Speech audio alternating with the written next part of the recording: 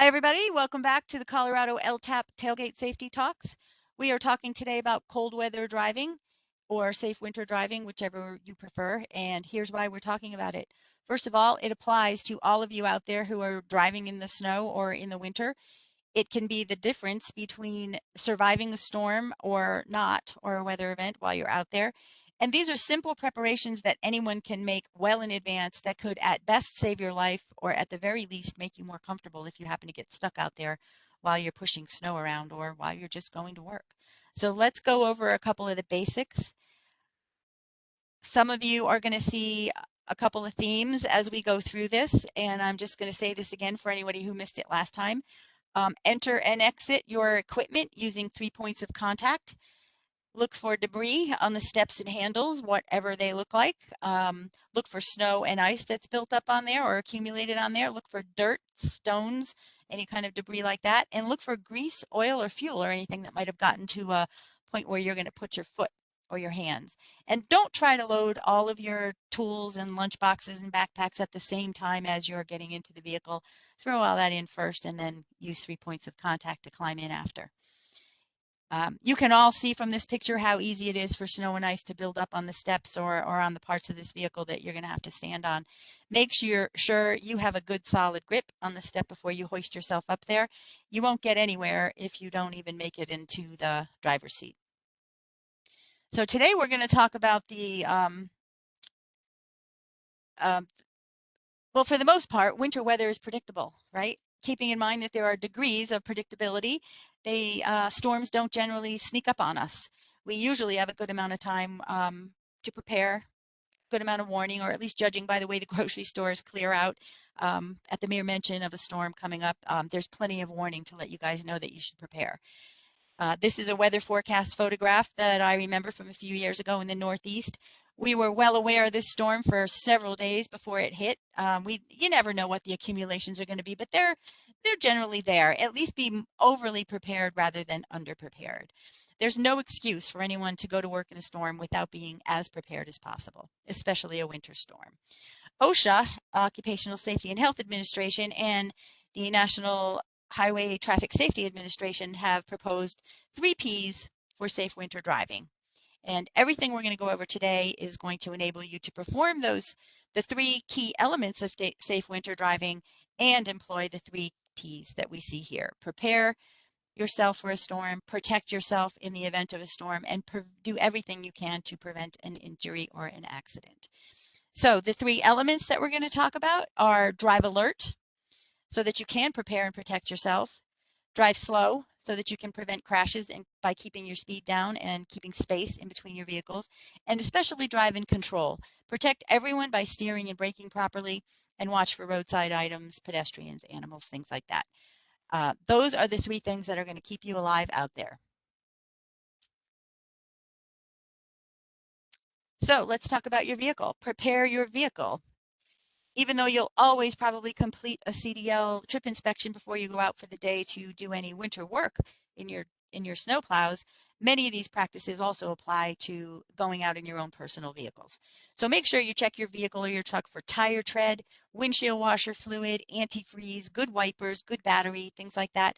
Always carry with you, if you can, a jack, a flashlight, flares, all of those things. Get a bag together if you have to and throw it under the seat somewhere in your truck so that you can have it. And if possible, you should also carry a crowbar on your truck, a shovel, and an extra tow chain. But if you're not in the habit, now's the time to maybe start thinking about putting those things or making them available while you're out there. Don't forget the phone charger, because most of you, that's your primary means of communication. I just want to say one thing about safe driving in any weather. Using a phone is not always the best thing, but a lot of you are using it as your main way of communicating during storms. If you're a supervisor, just give your employees plenty of time to respond before so that they can pull over or get to a safe place. If you know there are going to be potential hazards with your vehicle, get them taken care of before you go out in a storm or before you leave. Most importantly, make sure the heat and the defroster are in good shape. If all else fails and you do get stuck out there, you'll at least have heat. Be ready for extreme cold. A lot of you are going to be out there. I mean, I heard parts of Colorado, the temperature drops to Antarctic degrees, like -60. Have everything you need to keep your fuel running, right? Have some sort of fuel additive so your diesel fuel doesn't get too thick and all gunked up. This is the voice of experience. I found myself out in the middle of the night walking up to some farmer's house out in rural Connecticut looking for some kerosene at 2 a.m. in February when it was -2 degrees, looking to, you know, loosen up my fuel so that I could keep going. Don't let that happen to you. That wasn't fun. Before you go out to clear roads, during your pre-trip inspection, double check to make sure that there is nothing in the body of your truck or before you put any kind of material in it. Look for chainsaws, gas cans, small tools. All those things will go through the auger pretty well, but they won't come out so great on the other side, and they never really work right after that. Plus, it's going to give you an immense headache if you can't put your material in the way you want to, or if you have to get up there and shovel it all out by hand to find out what clogged it. Look for big lumps in your load before you put it in there. You don't want to have to shovel that out either. All these preparations could also, well, except for the snow and ice materials, could also extend to your own personal vehicle. So I just want to point out this truck here. You know, there are folks who will clear off as little as possible of this, maybe slam the door real hard and see what falls off, and then just put it in gear and take off. Don't be this guy, right? He or she clears off just enough of the windshield directly in front of them so that they can see where they're going, and let the rest blow off behind you as they're going about 80 or 90 down the highway. And you're the guy behind them dodging the ice bombs and the snowballs and hoping that your windshield survives the ride. Don't be this guy. I'm not sure about the Colorado laws, but about this, but in some states, and I know in Connecticut at least, the state police can give you a ticket, especially if your ice bombs hit someone and cause damage or worse. And the ticket will be for unsecured load at the very least, as long as it hasn't caused someone's death. Preparations for moving this could also include completely clearing off your snow that has already fallen before you go out to fight the next one. Make sure all your lights and reflectors, make sure everything can be seen and that your mirrors are clear. Check your tire chains. And I just want to say the best way to make sure your tire chains are in good shape and working is to put them on. Connect them, put them on, drive a few feet, make sure they stay on and that they're secured.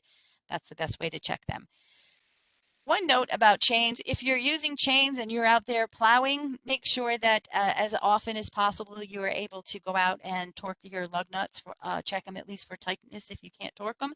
That especially goes for those of you who are out there riding rumble strips, either centerline strips or right side strips. Those tend to loosen the lugs over time, and trust me on this one, this is also the voice of experience. You do not want that front tire to come off, or any of those tires to come off and go flying down the road in front of you. It's a really uncomfortable feeling. All right. Protect yourself. This is another one of those P's we talked about. The number one thing you can do to stay safe while driving is to use your brain to drive. Do not text and try to drive. Your brain can do one thing at a time. Drivers who text and can miss up to 50% of the driving environment, including traffic lights and pedestrians. There is a National Safety Council website. Go there and look at the research on texting and driving. You can just Google cognitive distracted driving white paper for the National Safety Council, and you'll see that. It's good information and it's good sound research on why your brain can only do one thing at a time. Always use your seatbelt correctly. Keep that shoulder strap across the front and the lap strap secured. Most of the deaths that occur on the highway are from people being thrown from the vehicle during a crash. The seatbelt helps keep you from being thrown out. And I just want to point out this. There are 3 distinct impacts that occur when you crash. 2 of them are pretty obvious. First, the impact of the vehicle and the object that you hit, whether it's a tree, another car, or a train, whatever it is. The second one is the impact of your body hitting the inside of the car, right? The third impact is all of the organs inside of your body are also slamming around inside each other and up against each other and causing internal injuries that may not be immediately noticeable. The seatbelt minimizes those impacts by giving you a better chance of survival, by keeping you in the vehicle. So prevent crashes. When you are plowing, your whole deal is to prevent crashes. That's why you're out there, whether you plow in echelon like you're seeing here on a multi-lane highway or all by yourself out on a lonely mountain pass. The traveling public does not always want to cooperate with you.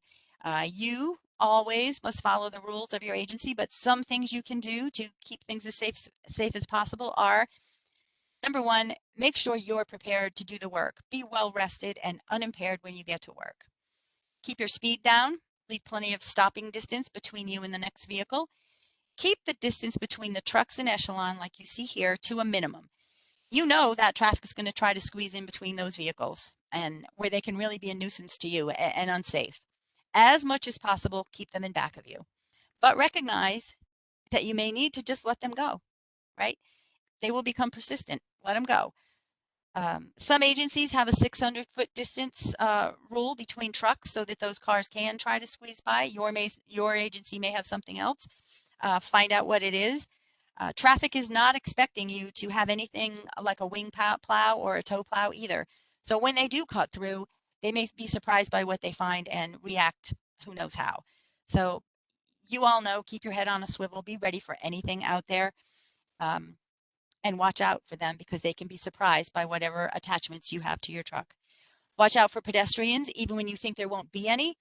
They can appear out of nowhere. I don't. You all know we've got the midnight driveway cleaners out there who are going to be standing at the end of their driveway when you go by, not thinking anyone's there. They will be there. And know your route before you head out. Whether you're going to the grocery store or whether you're pushing snow, know what you're doing, know where you're headed, and what you might find along the way. If you're plowing snow before the season starts, good idea to put markers on all your known obstacles out there. Look for rock outcroppings, curbs, high basin tops, anything you know that could get hit with the plow when it's covered with snow. Use flags, wooden posts, or just a stick. I know I see a lot of sticks just because some of the posts just aren't high enough for the amount of snow that you folks get out here. Whatever you have, find a way to mark it so that you know that it's there. You don't want to hit them and feel all the teeth shaking in your mouth when you slam into, a basin or something that's sticking out. Know where all the manhole covers are, the high manhole covers. You don't want to launch one of those water gates or something through a funeral home window at the wee hours of the morning on a Sunday. Find a way to mark those. Use a pole, stick, anything. Orange paint, though, will get covered up in the snow, so that's not your best option. All right, if you're operating snow fighting machines like this, these have their own hazards, and we're going to cover these a little bit more in depth in another tailgate talk, but just be aware of them and don't try to take shortcuts to save time. Lockout, tag out every time you need to check or work on attachments or the vehicle itself. After you lock out, tag out, be aware of stored energy or swing movements that may still occur from the vehicle or the machine.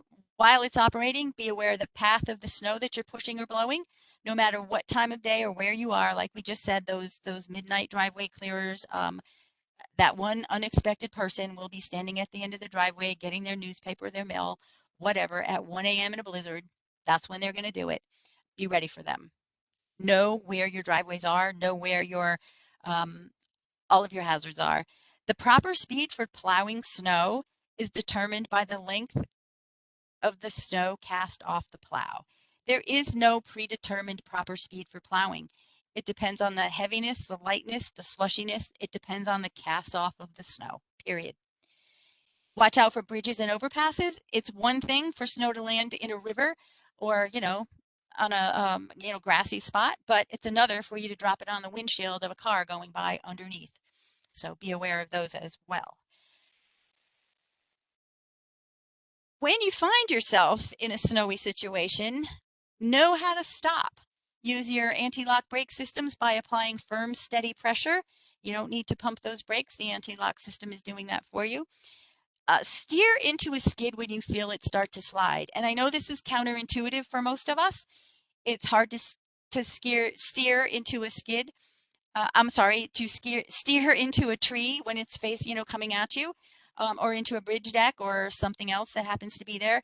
Maintain as much composure as you can and just hold that wheel as much as possible and be ready for whatever impact you might be having. Be mindful of where you are also while you're out there. check mile markers or other landmarks or direction of travel so that if you need help, you can help them get there faster. If you crash or see a crash, stay inside your vehicle until help arrives. The absolute worst place for anybody to be is outside of that vehicle in treacherous conditions, and make sure occupants of any other vehicles that are involved stay in the vehicle as well as much as possible. Use your head. Make decisions that have the best chance of keeping you safe, even if it means doing nothing at all but waiting for help.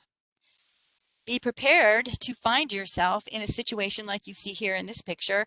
Not only are they stuck there, but now you can't even get your equipment through to help clear out a path. All these folks that are you're seeing in this miles long path, you can't see how long it goes unless you really look hard, but it goes on for miles. But all of them knew the storm was coming. All of them had choices, and all of them made the wrong one that day. Scenes like this are unfortunately becoming more and more common.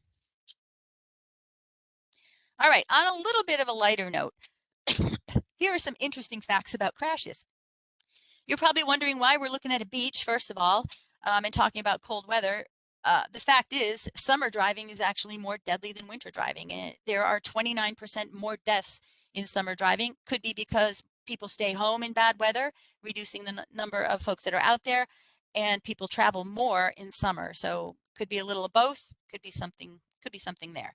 But summer is the deadliest season to drive. You may also be wondering what that flag is. Anybody know? That is the state flag of Ohio. Ohio is the worst state to drive in the winter, with by far the most deaths by crashes. Texas isn't too far behind, and Texas has even less wintry, normally has even less wintry weather to drive in. Here are a few more grisly facts about what kills humans every year. Heart disease is the #1 cause of death in humans every year. Cancer is the second. Accidents or unintentional injuries are third. Of those unintentional injuries, animals that kill people, the #1 animal that kills people are mosquitoes, believe it or not. The #3 are snakes. The #2 animal that kills humans are humans. Just something to think about. Everything we've gone over today is to enable you to perform those 3 key elements of safe driving and employ those 3 P's that we talked about earlier. Remember these things. Drive alert so that you can prepare your truck and yourself. Drive slow so that you can prevent crashes by keeping your speeds down and the space between your vehicles. And drive in control. Protect everyone by steering and braking properly and watching for roadside items, pedestrians, animals. Use good judgment. Make sound decisions about your safety. And last, about 1.3 million people die in crashes every year. That's about 3,700 people a day. Another 50 million are injured. About 1,900 of those that die are in spin-out crashes on wintry roads. The bottom line is that there are enough things out there that are ready and willing to take you out without a problem. And almost every single crash in the winter is preventable. That's what I want to leave you with. Go slow, go safe. Drive alert, drive slow, and drive in control. Those are the 3 ways that you can make almost every accident preventable. Thanks for coming today, and I will see you next time.